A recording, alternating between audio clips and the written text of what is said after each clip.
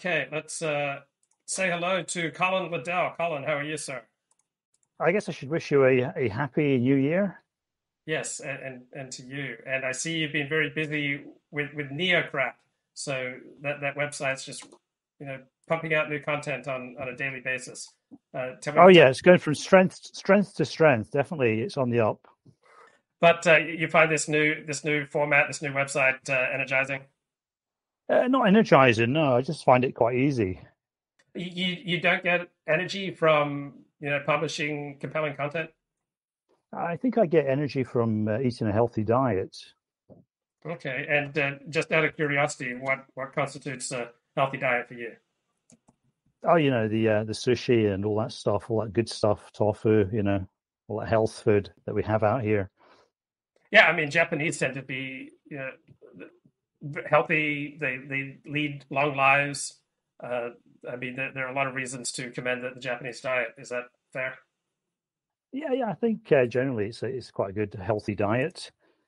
Of course, they do get corrupted by foreign influences as well. So there's a lot of fast food in Tokyo. So but generally speaking, the Japanese are a lot thinner, a lot leaner than Westerners. So you can fit a lot more of them into a small space. Uh, what do you think is going on with Jason Kessler? He's headed off in a new, is it neo-Nazi direction? Is that fair?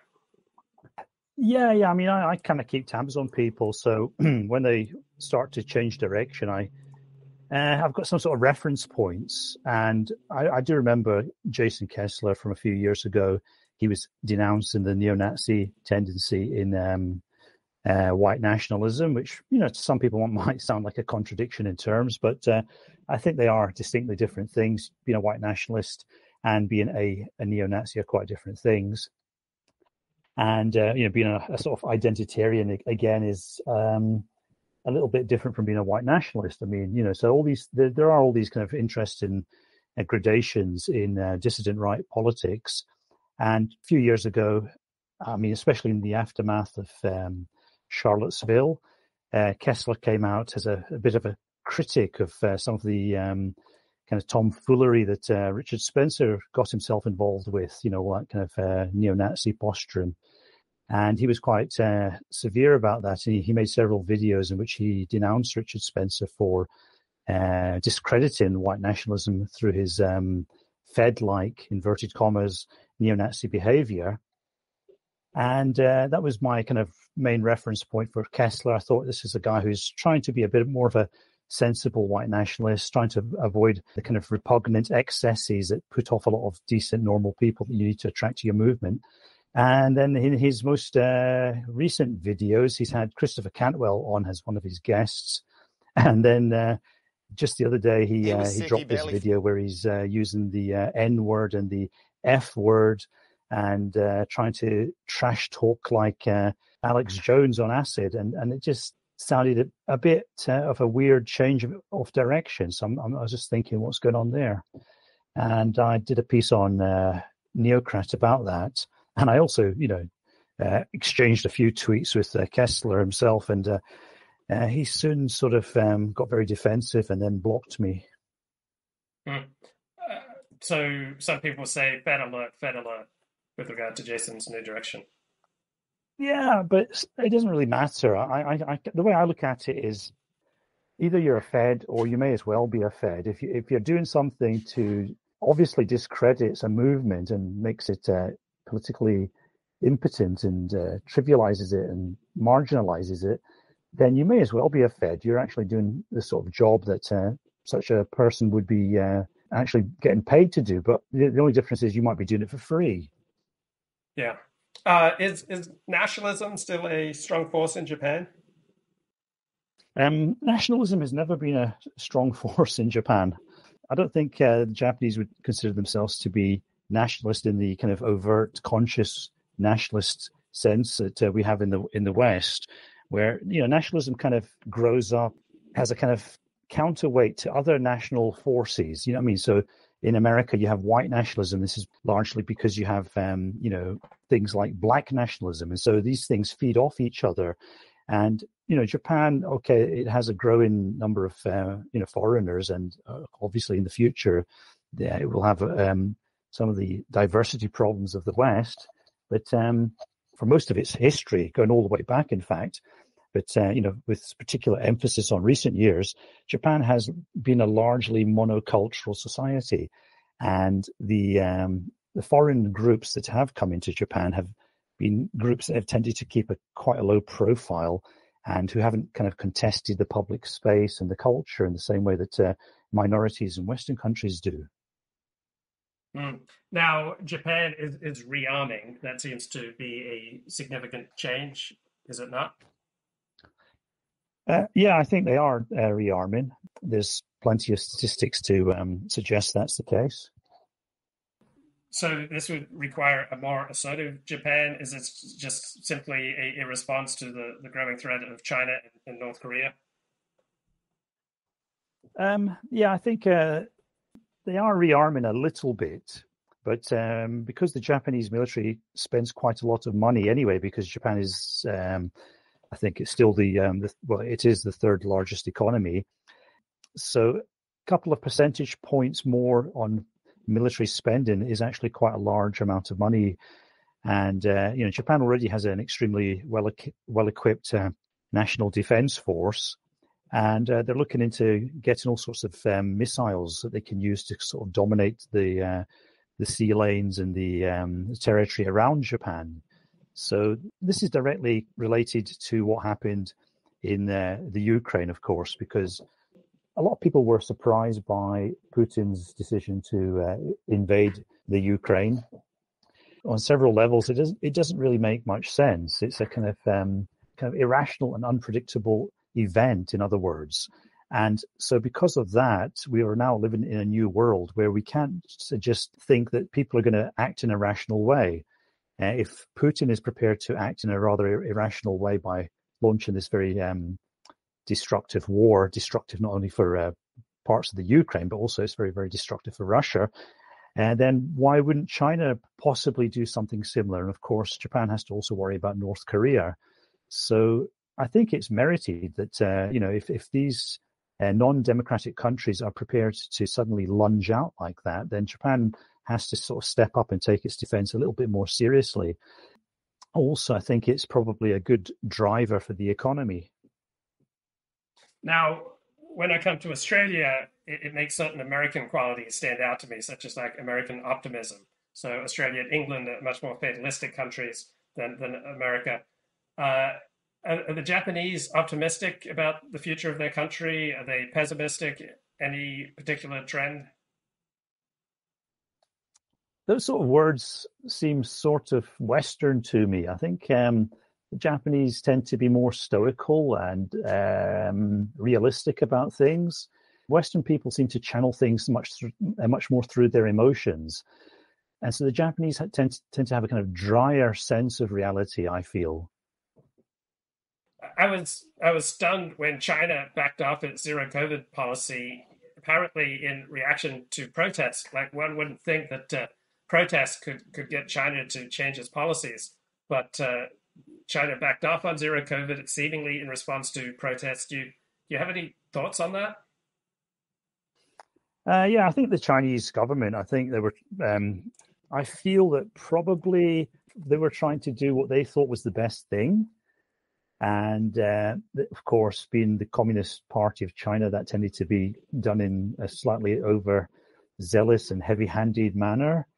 And also, this policy was not really working that well. I mean, at first, maybe it was effective, but basically it prevented the population building up a resistance.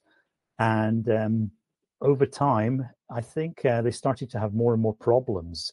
The COVID became much more infectious, and it was getting harder and harder to play this kind of mole game where you kept trying to hit the mole every time it popped up. And that policy was generally starting to fail already, I think. And on top of that, people were just sick to death of it, in addition to the policy no longer being very effective. And I think those two things combined, and the people who run China, which is Xi Jinping and his clique, they decided that this was involving them in some sort of political risk, and it was time to kind of dial it down a bit and take a couple of steps back. And so I think he's sort of gone through a bit of a change of direction himself. And it also looks like China is backing off on its wolf warrior diplomacy. So we see several empirical points that indicate a change in direction for China. So the most famous wolf warrior diplomat has been shifted to a nothing position from a prominent position. Do you think that's significant? Oh, yeah, it's definitely significant. And again, it shows you the influence of what's happening in the Ukraine, because from the Japanese point of view, the Ukraine means that China may act in an irrational and unreasonable way. But from the Chinese point of view, it kind of means that maybe what the Russians tried was really stupid and we shouldn't even be thinking along the same lines. And so I think the Chinese are looking at how Russia's fallen flat on its face in the Ukraine, and they're thinking, nah, we're not going to try that. If we try to do that against Taiwan, it wouldn't really be the smartest thing we could do. So I think they're learning the lesson of Russia's abysmal performance in the Ukraine.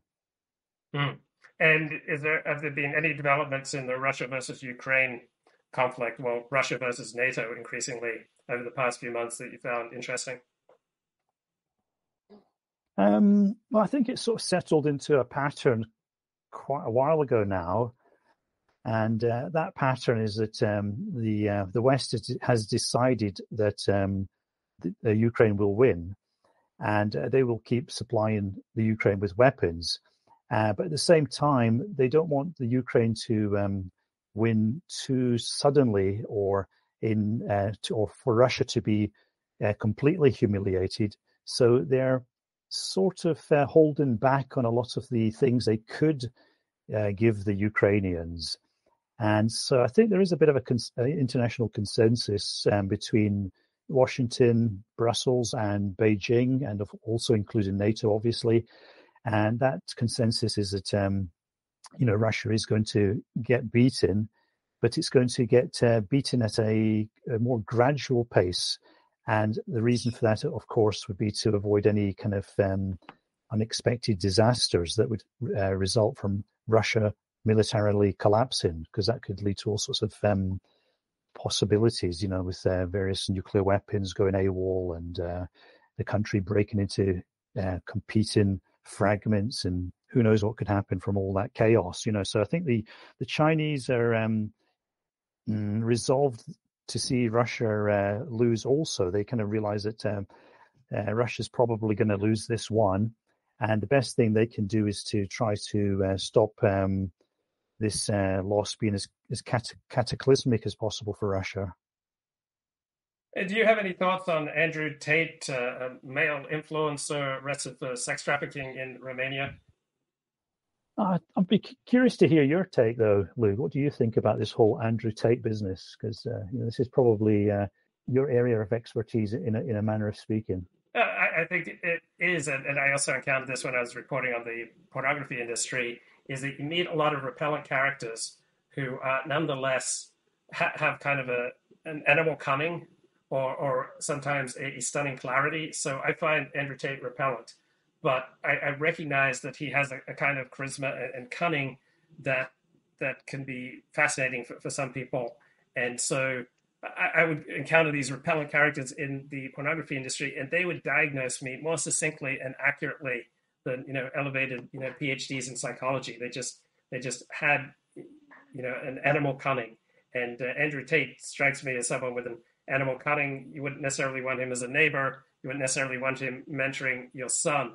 But we live in a very complicated world, and so even repellent characters often have compelling insights precisely because they're willing to operate outside the bounds of what's socially acceptable. So Andrew Tate operates outside the bounds of what's socially acceptable, just like the alt-right did. And in the rise of the alt-right, had a lot of funny, compelling, interesting, fresh commentary. And I think that Andrew Tate, in all of his repulsiveness, also had some harsh truths about life and an animal-like cunning that doesn't surprise me that thousands of people found compelling. I mean, in terms of kind of content, there's nothing there that like Rouge V wasn't doing several years ago.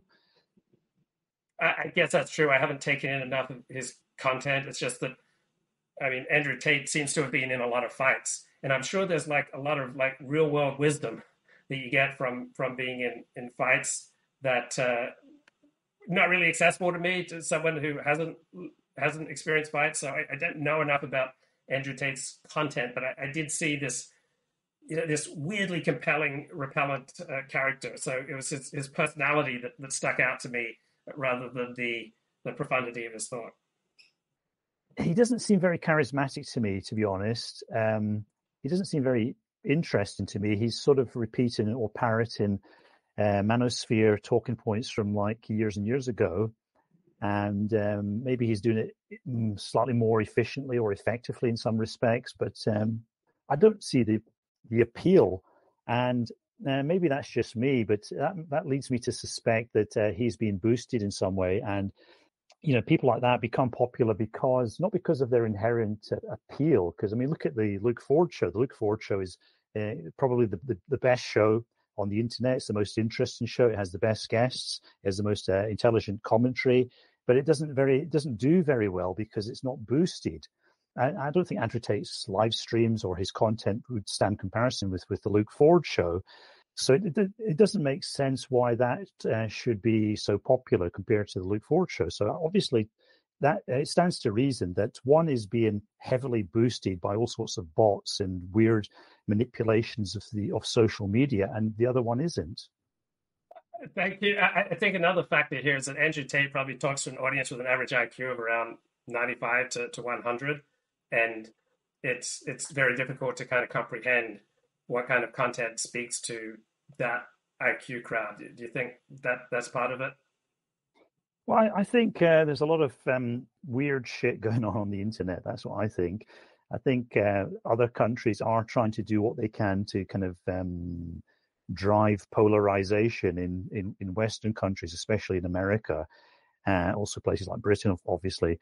And I think when you see somebody like Andrew Tate being pushed or rising up, or you know, all these people who hit on the fault lines in our society.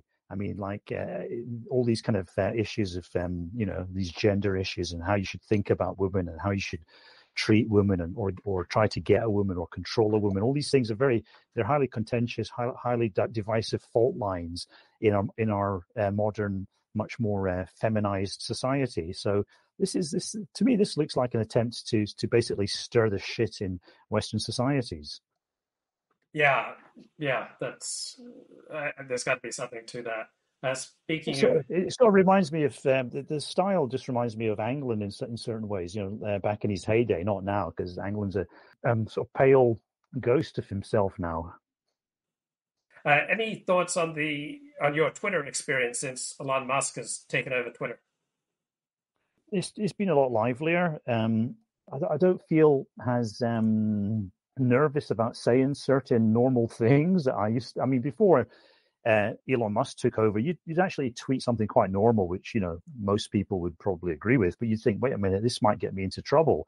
And there's less of that now with Elon Musk. You think, okay, this is not actually hate speech or something weird. This is just a normal kind of witty, comment or thought, which most people can probably appreciate. So I don't have to worry about being banned for that now. You know what I mean? So there is that sense of freedom with Elon Musk in charge. And so I think the site does look livelier. I think there's more interaction going on. So I think he's doing, from what I can tell, quite a good job. Is there anything about Prince Harry and his new memoir and all the media attention that he's received that you found interesting? I haven't read the book, obviously. I just try to avoid all this royal spam. I mean, you know, Britain and British media is full of royal spam. And this is just the latest. I mean, this is like many, many years ago when it was all Lady Diana this and Lady Diana that and Princess of Wales this and Princess of Wales that. And it just became so bloody tedious. And I just get sick of the royal family because of this royal spam. And so what? Prince Harry had a little argument with his brother, and people said some sort of little snidey remarks about Meghan, or maybe they didn't, or whatever.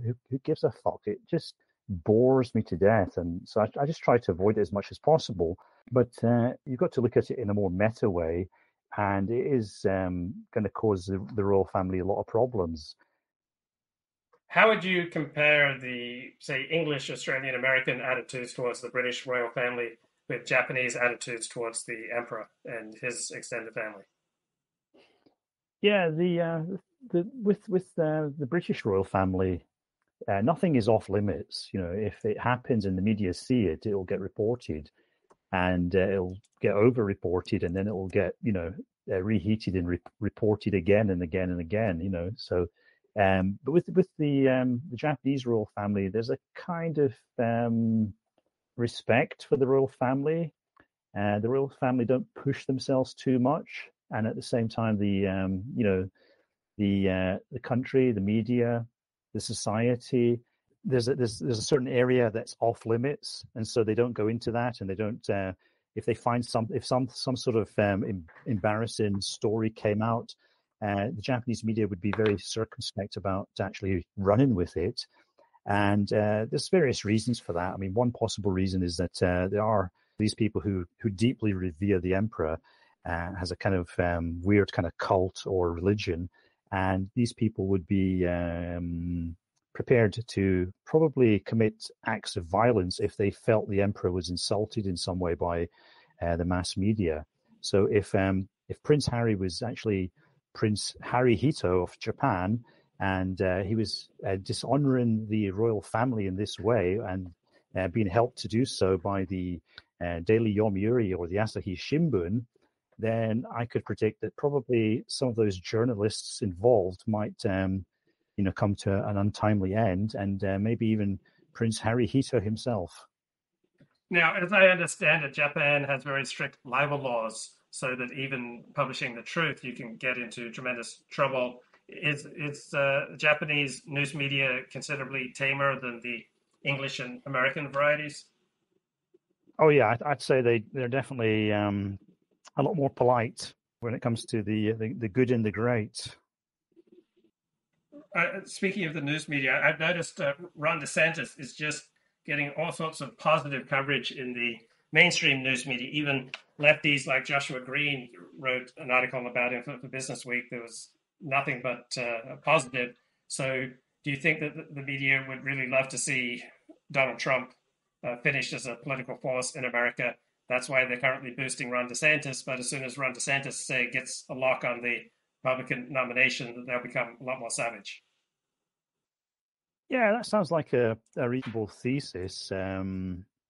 I think Trump's limited in what he can do politically because he's very compromised with the sort of middle of the political spectrum, with the floating voters that you need to get on side, and so I think there's a lot of interest aligned against him for that reason.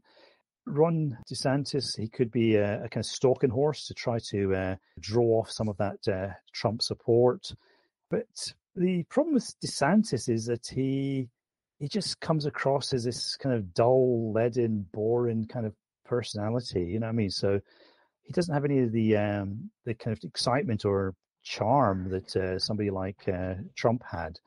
And so I think, if they could use him to sort of push Trump to the side a bit, and then so that DeSantis then became the main candidate, that would only end up with DeSantis losing anyway. So, but then having said that, when you look at the Democrat Party, that's not exactly very thrilling either. I mean, it's just like American politics is full of all these unlikable, boring characters who don't even seem to function mentally very well. Does Japan have anything close to America's culture wars? Or to the extent that Japan has culture wars, what are they like? Culture wars. Well, there is a kind of tendency to, Japan sees itself as part of the, the kind of G7. and it doesn't want to be too out of step with the other G7 countries. And of course, the other G7 countries are all these kind of woke, politically correct, gay rights, feminist kind of countries. And so Japan thinks that it should probably make a few token gestures to whatever seems to be popular in the other 6 G7 countries. Mm-hmm. And has Japan been changed by the Abe assassination? Not really, no, not really, not in a deep way. I don't think so. I mean, there's been a bit of focus on, the links between religious groups and politics, but that hasn't really gone anywhere important. It hasn't really led to any substantial changes. Japan is still pretty much a kind of one-party state because nobody else can really beat the Liberal Democratic Party, and it's all down to the various groups and factions in the Liberal Democratic Party. I think Japan, probably more than countries in the other parts of the G7, they recognize the fact that politicians don't really run the country. It's not really run by the politicians. The politicians are the front men. They're there to kind of sell ideas and to try to create some sort of consensus with the voters. But they're not really the vital, important players. I mean, the real players in Japan are the permanent civil service and various kind of corporate interests, and very, very important, the idea that Japan should be run as a harmonious society. Whoever speaks to that will tend to do well, and whoever speaks against that or veers away from that won't do so well. So, to use one of the old alternative right phrases, there is very much a kind of hive mind at work in Japan. So when I listen to mainstream media sources, they all say that Ukraine is winning. When I listen to a certain type of dissident source, they all say that Russia is clearly winning. How does one distinguish who's right? Well, you look at who takes over the ground. And in recent months, it's been the Ukraine. And I think recently the Russians managed to capture a salt mine somewhere. And I think, this is just going to run and run. But basically, I think it's been decided that the Ukraine will win. And the manner in which this will be affected will be simply through supplying the Ukraine with better and better weapons. And the Russian weapons are basically quite crap by comparison. Outdated, superseded.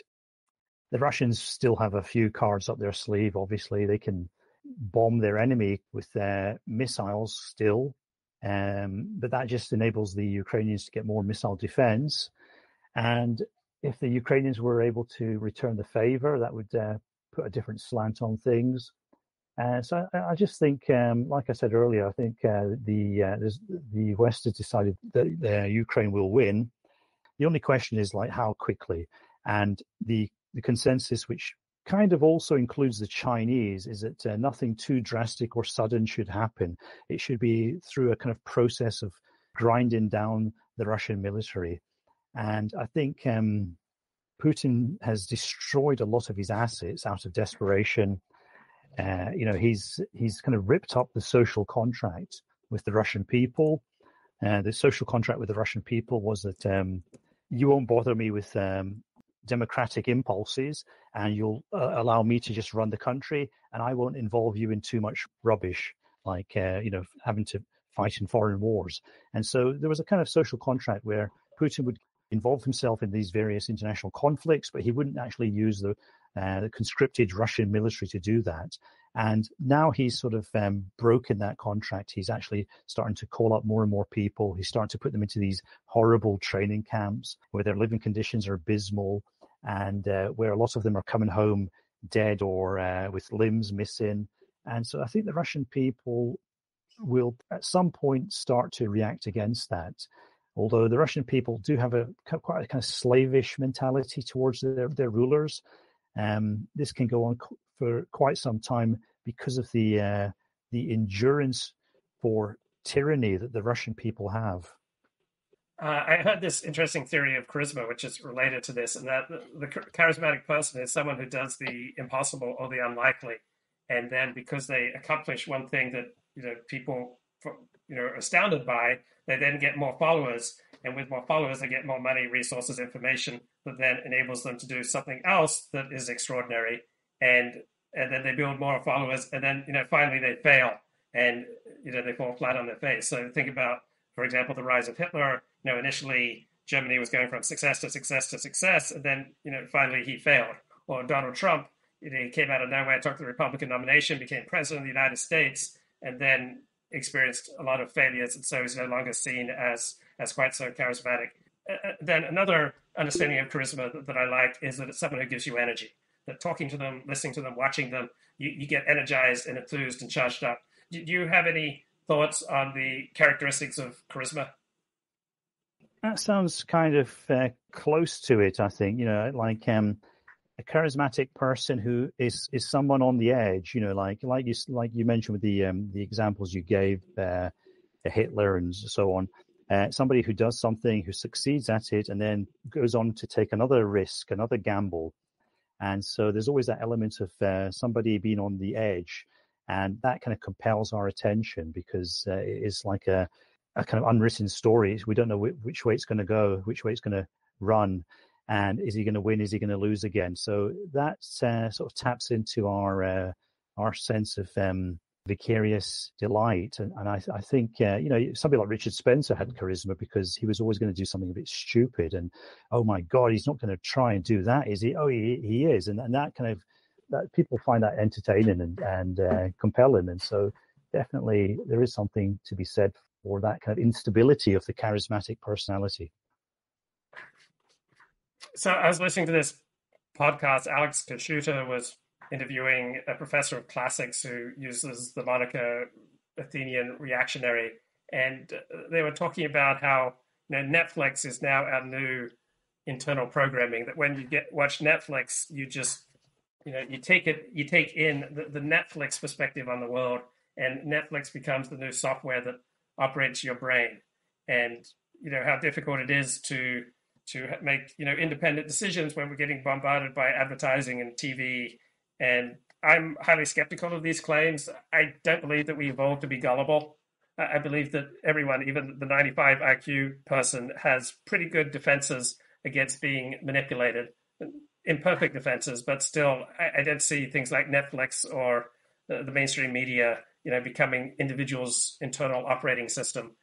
What do you think about the idea? Did we evolve to be gullible? That's a bit of a softball question. Obviously not. People are quite suspicious by nature. Most people are quite stupid. And when you're stupid, you have to be suspicious because you don't understand what the fuck's going on. And so I think, I think people are a bit paranoid, and that's a sort of a way of sort of saving bandwidth as well. You don't have to be so bright and intelligent and know what's really going on. If you're paranoid, you can probably get some of the same good effects as a highly intelligent person who knows exactly what's going on. At the same time, that we tend to be very good at detecting when other people are trying to manipulate us. We tend to be very bad at spotting the flaws in our own thinking, and that's why it's so important to think socially. For example, to do what we're doing, put our ideas out there, and then get criticism, critique, additional information. So I've been doing this type of live stream. It's alerted me to all sorts of blind spots and flaws in my own thinking. As someone, you've been thinking out loud for 25 years. Do you have any thoughts on the benefits and possibly the detriments of thinking out loud? I think in our case, though, we tend to get critiqued by these sociopathic incel losers who tend to follow our content. So that is a bit of a double-edged sword. But of course, they sometimes do say something pertinent and to the point, and because we're both highly intelligent, we can appreciate the good critiques from the kind of more shitposty inputs. So yeah, I think it's important to kind of put your ideas out there, but I think it's also important to be able to critique your own ideas yourself, to be your own harshest critic. Do you find that you're able to do that effectively as opposed to other people becoming your harshest critic?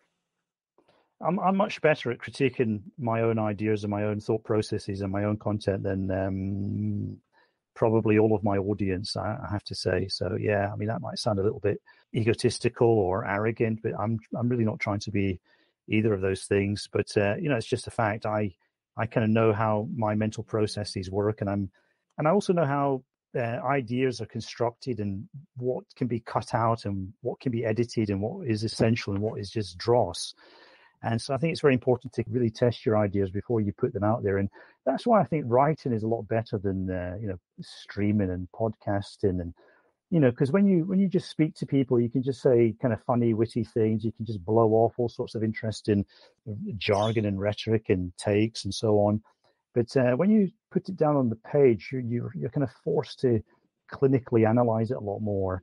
And so I think writing is clearly superior to the spoken word. So our educational system, whether in Australia, England, the United States, tends to be dominated by the left, and yet most people don't emerge from it as leftists. So I don't think that having a left-wing education system is actually changing that many minds. What do you think? Yeah, well, when I was, when I went to school quite a while ago now, I thought most of the teachers were quite left-wing. It didn't really seem to work too well on me, I have to say, going by one isolated example. I think you could make the case either way. Possibly it's easier to make the case that all these left-wing teachers with their woke agenda, with their multicultural ideas, with their feminism and their transgender whatever, you could make the case that that is actually having some impact on the younger generation. But there could be all sorts of other reasons why the younger generation is believing what it believes or accepting what it accepts. Because I think there's a lot of passivity about certain things. I mean, like transgenderism. I think most people just give up. They don't want to be involved, refuting it even. They just think, okay, there's some very intense people who seriously believe in this, and if I stand up and say the obvious thing, then I'm going to attract a lot of unnecessary bother. So I think there's a lot of passivity in the younger generation compared to my generation, which is Generation X. I think Generation X is up for a fight, but the millennials and the Zoomers, they seem to be a bit. They seem to be trying to avoid dealing with hassles. They don't like to take a stand against a lot of things. They're quite happy to just shrug their shoulders and say things like, okay, boomer, for example, which is just a refusal to engage. And that kind of reminds me quite a lot of the hikikomori mentality that Japan used to be famous for. The news media and the entertainment industry are also similarly dominated by the left. What do you think affects people's political views more? The educational system, the media, news, entertainment, industrial complex, equally? What do you think? Well, I think it's just reflecting the social trend, and I think the real social trend isn't left wing or right wing. I think those terms are redundant now. I think what we have is a less disciplined society. And when you have a less disciplined society, when a society is not prepared to use force or threats to discipline people, then you have to move towards a more kind of inclusivist and understanding kind of society. And that's more or less what we see. Like you see this attitude to things like drug addicts. Drug addicts used to be considered criminals. And now they're increasingly regarded as people who have some kind of malady or character flaw that can possibly be remedied by showing them love and inclusion and understanding and assigning them the correct social worker. And so that's sort of the ethos of our society. We're no longer this kind of attempt to regiment people and to use a harsh moral tone. This has happened during my lifetime. When I was growing up, as a kid, you were expected to do this, that, and the other, and if you didn't, you tended to get belted and so on. And in my school, when I was a student at school, there was corporal punishment. I mean, I've been caned and I've been belted. on the hands and so on for various misdemeanors. And quite a while ago, they decided to do away with things like corporal punishment. And, that's just the direction that society's moved in. And so you have to have this more kind of, we can't really criticize people for being gay. We can't really say anything negative about the transgenders. We can't use old-fashioned Christian morality to shame people. And so I think that's the direction society's gone in. And I think a lot of people on the so-called polarized political tribes that also exist, they try to view that in a very limited way through this left-right spectrum, and I don't think that really explains what they're seeing.